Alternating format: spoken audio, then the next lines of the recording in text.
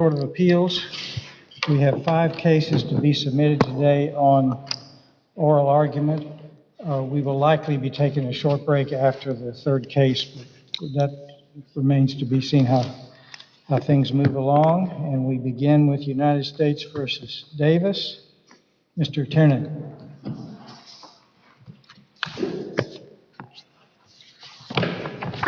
Thank you, Your Honor.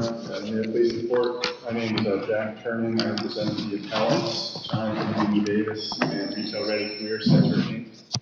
There are a lot of interesting legal issues and procedural issues in this case, but I want to talk about the practical. Mr. Davis has a $62 million restitution judgment against him. He's never going to see any of his property. What the practical implications of my arguments are is that the $4.6 million that was seized from Retail Ready Career Center, Inc. should go not to Mr. Davis, not to the government, but the creditors of Retail Ready Career Center, Inc. And the basis of that is that the money essentially never belonged to Mr. Davis. It should have been, returned to Retail Ready Career Center, Inc. I'm going to start with Retail Ready Career Center, Inc.'s petition first. Retail Ready Career Center, Inc. pled the required elements under 853N in its petition. It claims sole and exclusive ownership of the money in its bank accounts. Those allegations should have been taken as true, but instead of taking them as true, the district court, took the government's allegations in its motions to dismiss as true and overriding over the allegations of Retail Ready Career Center, Inc. There's no basis in law for doing that. And the Retail Ready Career Center, Inc. should have been given a hearing where it had the opportunity to present evidence. The government's argument in its response brief to this court was, Retail Ready didn't specifically identify, when the government's interest vested. I don't think that it's Retail Ready's burden to establish that in its petition, contending it owned the property at all points in time. The wire transactions that were the basis of wire fraud didn't happen to 2016. So at least the money that had been in the account prior to those transactions should be returned to Retail Ready Career Center, Inc. But again, there was never a hearing because the district court simply dismissed the petition. To the extent that some sort of language needed to be added to the petition, I think that if Retail Ready Career Center, Inc. is asserting to be the sole and exclusive owner at all times of its funds, the necessary implication of that is that the government is not the owner. But if I had to add the magic language, the government's not the owner, I should have been given leave to amend to assert that. The motion to dismiss practice is not in 853N. It's something that is in the rule of criminal procedure. The rule of criminal procedure's comment says you look to Rule 12 for guidance, the rule of civil procedure. Facts are construed in favor of the non-movement, in this case Retail Ready, and normally you'd be given leave to amend if there was some sort of defect in the petition. There's no basis whatsoever for the court to just say, you're not allowed to do it. The only thing we're going to preserve from the statute is the 30-day requirement to file a petition. That's the only deadline that we're going to keep.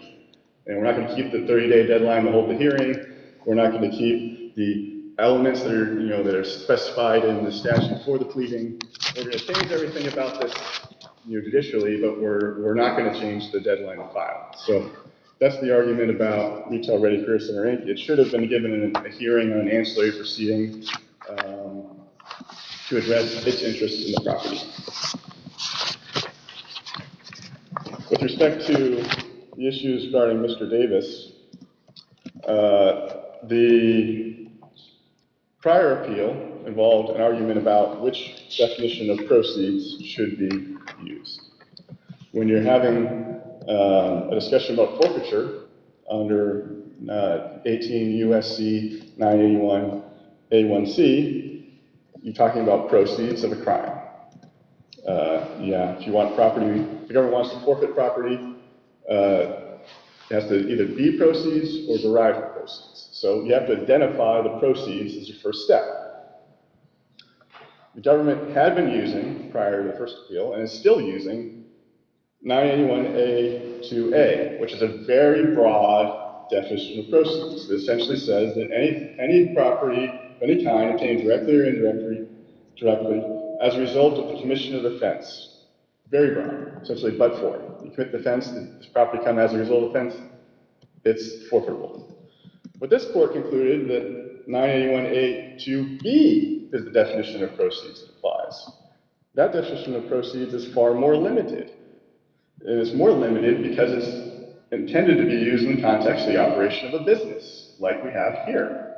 So I thought the only real issue on remand was the question of deducting the direct costs incurred, rather than the original definition of proceeds.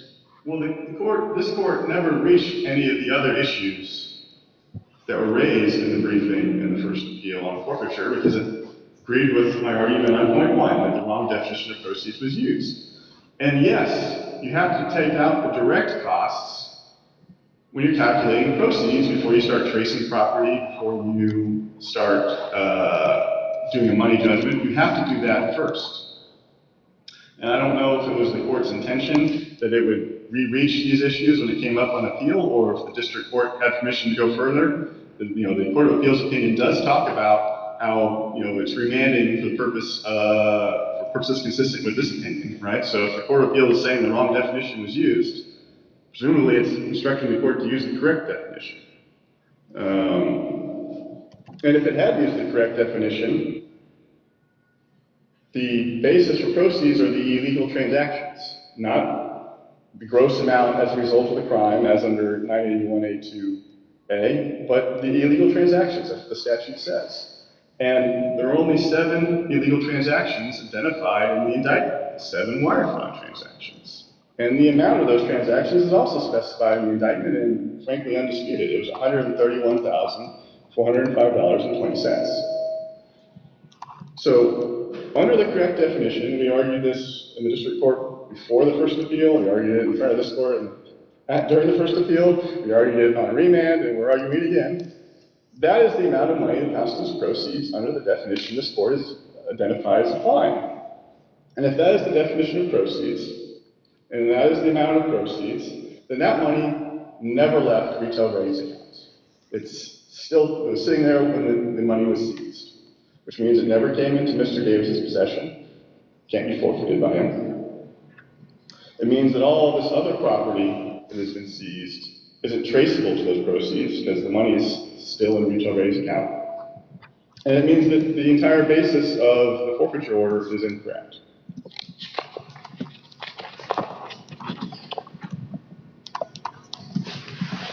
Even if the court concludes that the district court was unable to reevaluate the top line number of what constitutes proceeds, and all it was supposed to do is look at the direct costs. Even after you take out the direct costs, you still have to retrace the property, right? The initial theory from the government when it traced the property prior to the first appeal was every penny that came into the account is proceeds, right? Well, once you take out the direct costs, the vast majority of the money in that account is not proceeds. It's the direct costs. $45 million of it was direct costs.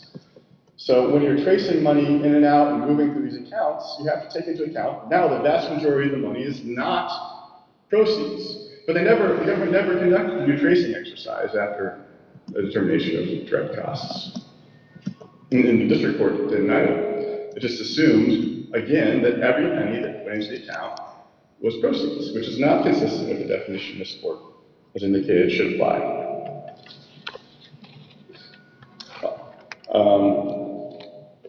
The remand rule, or the mandate rule, is a subset of the law of the case. It only applies to things that are actually decided by this court.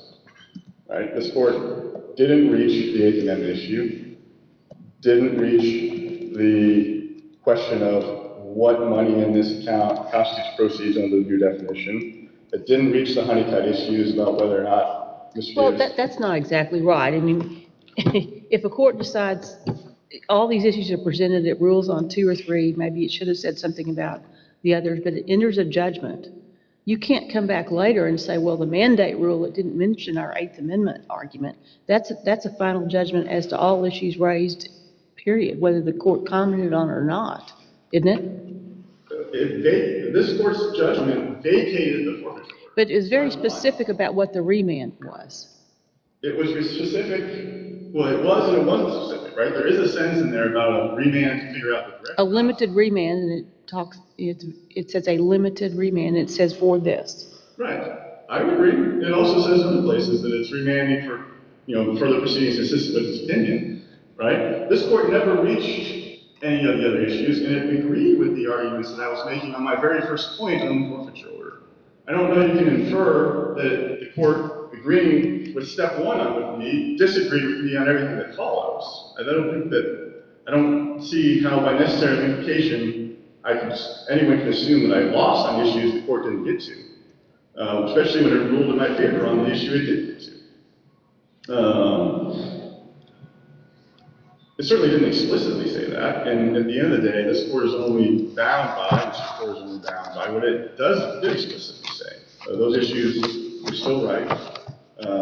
It's like any other limited remand, right? This court could, at any time, send it back to the district court, hey, go figure out this particular issue, and then it'll come back to the Court of Appeals to figure out all the other issues. That, in fact, happened in this case, because initially the district court failed to include the forfeiture items in its judgment. So the court did a limited remand, go add the forfeiture stuff to the judgment, and it'll come back to us, and it'll be just like we were before, right? That's what happened, I would say, at the end of this first appeal here, where the court sent it back, figure out the direct costs, right?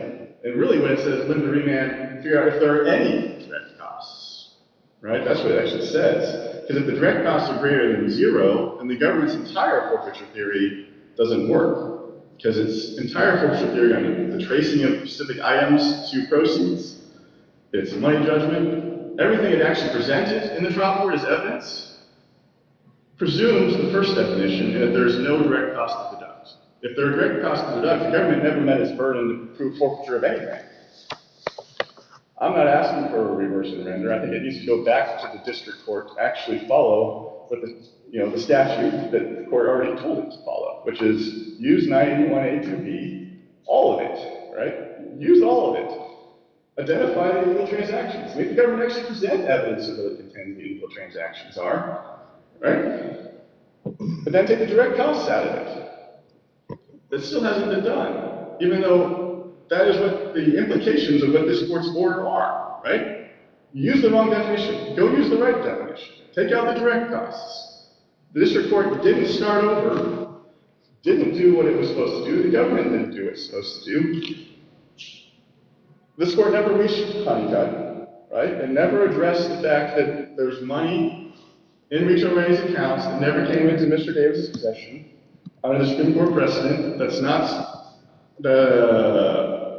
something that Mr. Davis can be ordered to forfeit, right? You can only be ordered to forfeit money you actually possess. That's what 853P says.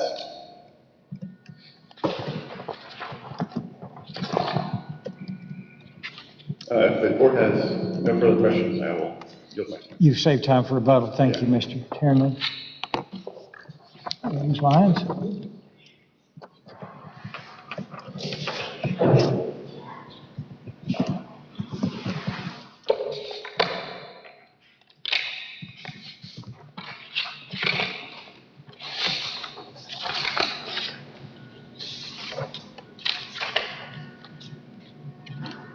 Good morning, Your Honors, and may it please the Court. My name is Elyse Lyons. I represent the United States. The district court correctly found that the modified forfeiture money judgment is $19 million.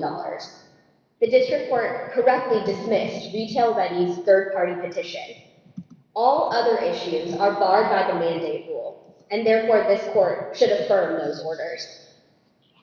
The scope of the remand in this case was narrow. As Judge Richman pointed out, the court said, we affirm in nearly all respects, except that we vacate the forfeiture order, remanding for further proceedings. Specifically, the court said, we therefore remand for the limited purpose of determining whether Davis can prove any offset under the terms of Section 981A2B. The district court held a hearing at which Roy Cook, the former chief financial officer of Retail Ready Corporation, testified. The district court adopted Mr. Cook's findings of direct costs in this case and appropriately backed out that number from the top line proceeds number that it had already found. The one thing the district court did differently was, rather than the $72 million of proceeds that this court found was the top line number, the district court in fact gave Mr. Davis a $7 million benefit because it used the figure $65 million, which this court affirmed was the appropriate number both for restitution and for the intended loss calculated under the pre-sentence report that impacted Mr. Davis's sentencing. So if anything, Mr. Davis received a benefit in this case. But ultimately, the backing out of those direct costs led the district court to conclude that the appropriate forfeiture money judgment was $19 million in this case, and that should be affirmed. So what do you do with Mr. Ternan's point that we just heard, which is that in the first appeal, some issues, he particularly mentioned the Eighth Amendment issue, some of those issues were not decided? Your Honor, a number of those issues are barred by the mandate rule and by the law of the case. This court did, in fact, previously consider a number of those issues. Specifically, one issue was on the amount of proceeds, whether they should be this $131,000 tying to the 7 specific wire transactions. Mr. Ternan said that this court did not consider that, but in fact, in this court's opinion, it said, when Davis made the argument against the $65 million restitution order, this court found it, quote, meritless. As for Davis's focus on the 7 specifically charged wire transfers, we've already explained why this is mistaken.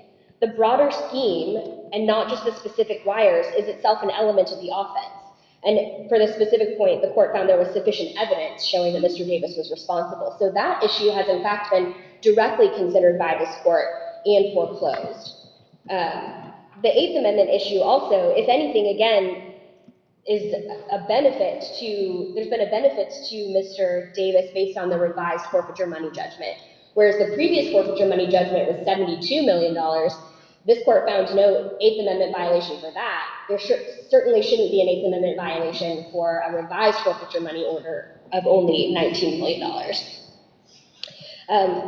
Case law specifically supports this court's finding that there's no Eighth Amendment violation for forfeiture of criminal proceeds. And the case that's most on point is United States versus Betancourt, which found that there's not an Eighth Amendment violation for forfeiture of criminal proceeds. Turning to Mr. Ternan's argument about the third-party petition of Retail Ready, the district court correctly dismissed the Retail Ready's third-party petition because it failed to state a claim. Specifically, this court should not allow Retail Ready to go forward on a third-party petition because of the relation-back doctrine. In this case, the scheme of Retail Ready ran beginning in May 13th, 2013 through December 13th, 2019. In its petition, Retail Ready alleged an interest in the proceeds in the amount of money in the bank account in 2017.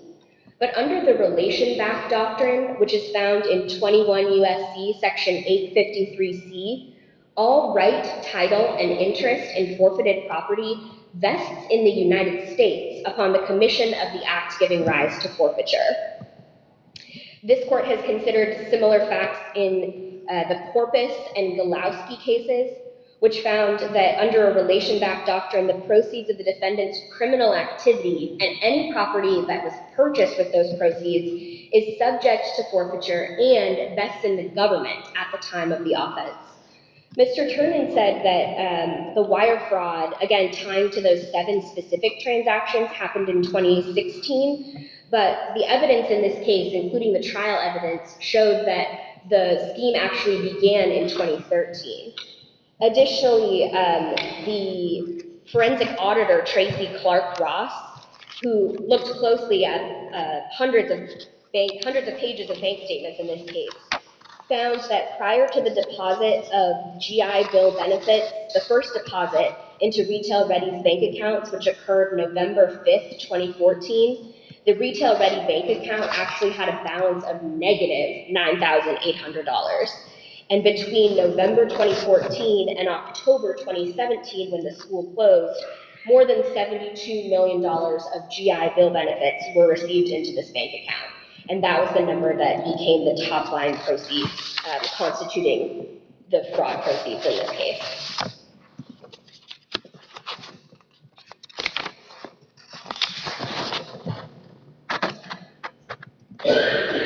The other issue that I wanted to address is specifically the sufficiency of the pleading on Retail Ready's third-party petition, and Mr. Ternan's suggestion that the district court either should have granted a hearing or should have allowed Retail Ready to amend its petition.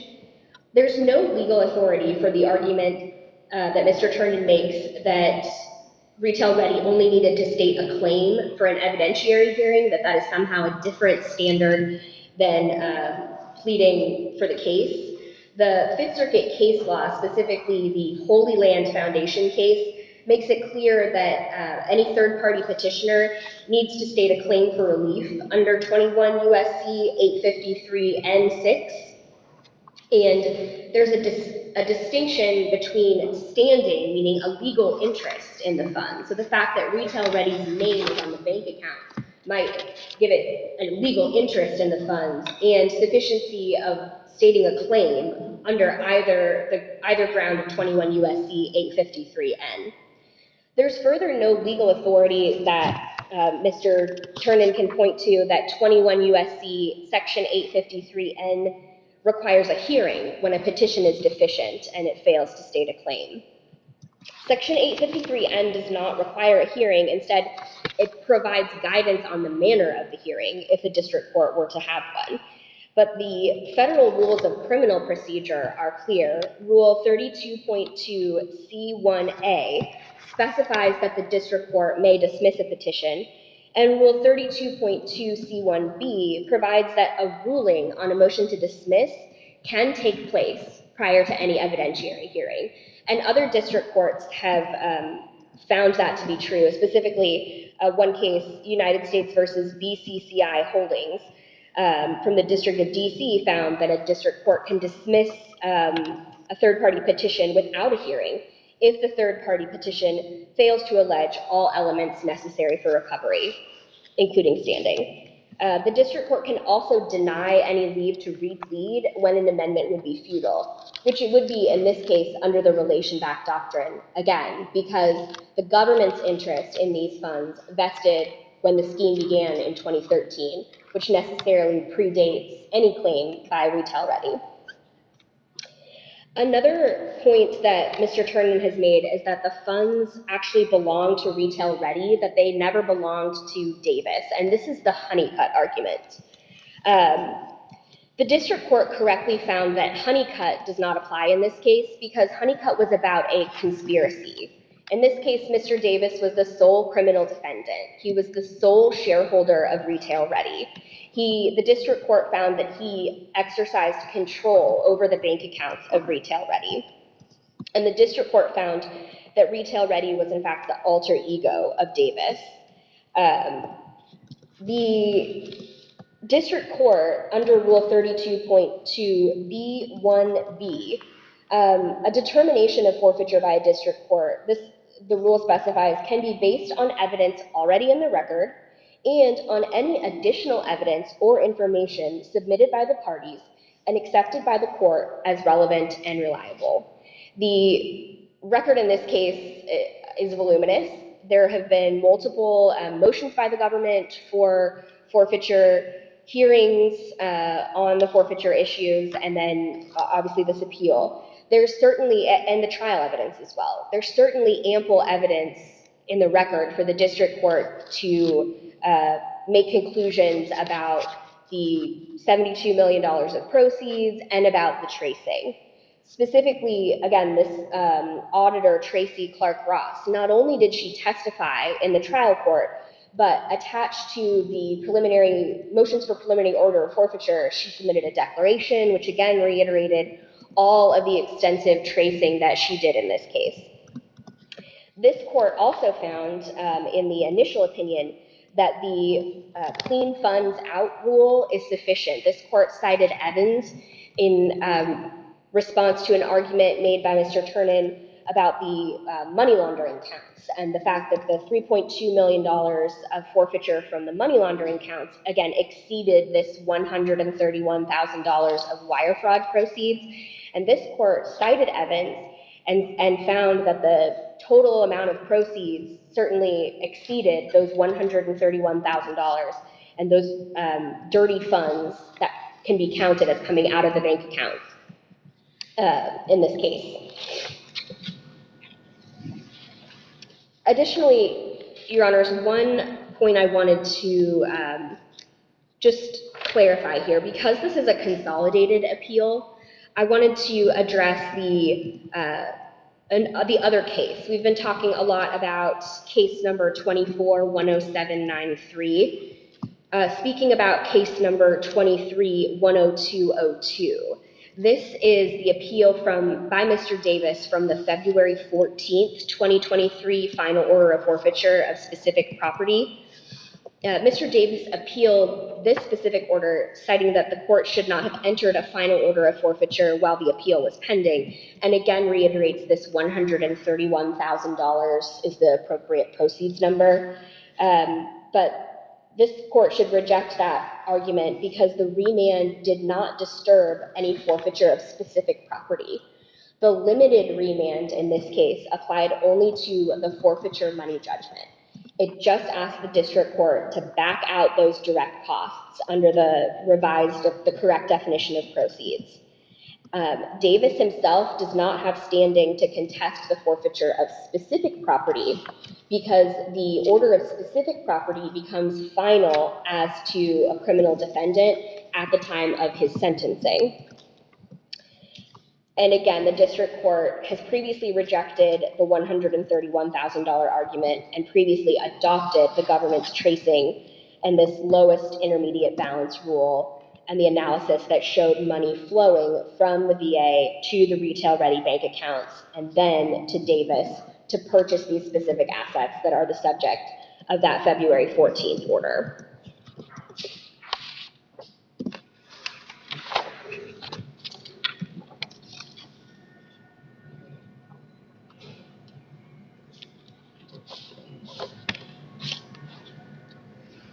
I believe I've covered everything that I wanted to. If the court has no further questions, I will cede the balance of my time and urge this court to affirm. All right, thank you, Ms. Lyons. Mr. Ternan for rebuttal. Thank you, Your Honor. With respect to Retail Ready Career Center's petition, I understand that the government contends that there was investing back in 2013 and they contend there was evidence for all of that. This is a motion to dismiss, right? It's not an evidentiary hearing. Retail Ready never got to present any evidence. I don't agree that the government's interest vested in 2013. I think it vested in 2016 at the earliest. But again, on a motion to dismiss, none of that should have mattered, right? The question is, did Retail Ready state a claim? Retail Ready did state a claim. It stated it owned the money that was coming out of its accounts. And at all times, the money in its accounts was its sole and exclusive property, right? You have to take that as true, right? Retail Ready should have been able to contest the arguments of the government, and it wasn't given an opportunity to do so because the court chose to skip past the motion to dismiss and just adopt the government's contentions. That's not how a motion to dismiss is supposed to work. With respect to the evidence on tracing that Ms. Ross submitted, she offered testimony under the definition of 981A2A, the gross proceeds approach. That is the evidence the government presented, the only evidence the government has ever presented connecting to forfeiture, restitution, or money laundering. For money laundering, you can use a gross proceeds number because that's the definition that the money laundering statute uses, right? That's why this Court of Appeals affirmed the money laundering argument. But on the forfeiture argument, this court recognized that there's a different definition of proceeds that applies. Ms. Ross never submitted any evidence or any testimony. The government didn't send any testimony from anybody else under the actual definition where you have to take out the direct costs. They never did the specific property correctly. I contested the specific property in the first appeal, contesting it now, contested it in district court both times. They made an argument about the first part of this consolidated appeal that, Mr. Davis doesn't have standing to contest it. Well, this court, Mr. Davis has standing to contest a preliminary order of forfeiture. This court vacated the preliminary order of forfeiture. Despite this court vacating the preliminary order of forfeiture, the district court entered a final order of forfeiture, which it can't do until there's a preliminary order of forfeiture. If Mr. Davis can't contest the final order of forfeiture, he's never going to get a chance to contest it at all because the court's not going to be able to enter a preliminary order of forfeiture again. It entered a final order. He has standing to contest that. The $131,000 argument was addressed by this Court of Appeals in connection with the money laundering and in connection with the restitution. And it ruled against Mr. Davis on those points, on the money laundering and the restitution. It didn't address it in connection with forfeiture. It didn't address it in connection with forfeiture. And probably, I don't know, one of the reasons it didn't address it in connection with forfeiture is because it recognized that forfeiture has a different statute that applies. I don't know why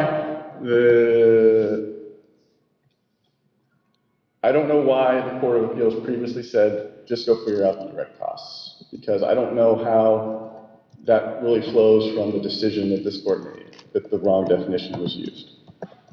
But once you figure out the direct costs, you gotta at least keep going, right? Right? You have to figure out, okay, now I gotta trace the property to the proceeds that are left over after I deduct direct costs. District Court never did that. District Court was never presented with any evidence from the government in order to do that. And this court needs to remand it back to the District Court to actually do what it should have done this last time around. Conduct a forfeiture hearing, go look at what's the illegal transactions, use the definition we gave you to use, have the government present evidence on the definition that we told you to use, not the definition we told you that we rejected. Figure out what the direct costs are, figure out what Mr. Davis actually received, because I think this court needs to address the honeycut issue of you can't order someone to forfeit property they never obtained, and come back, right? That's my recommendation to the court. I think that's what the law requires. I don't think the remand rule or the mandate rule precludes this court from addressing the issues that have been raised over and over again that have never been reached. And I urge the court to reverse the remand to the district court. Thank you. Thank you.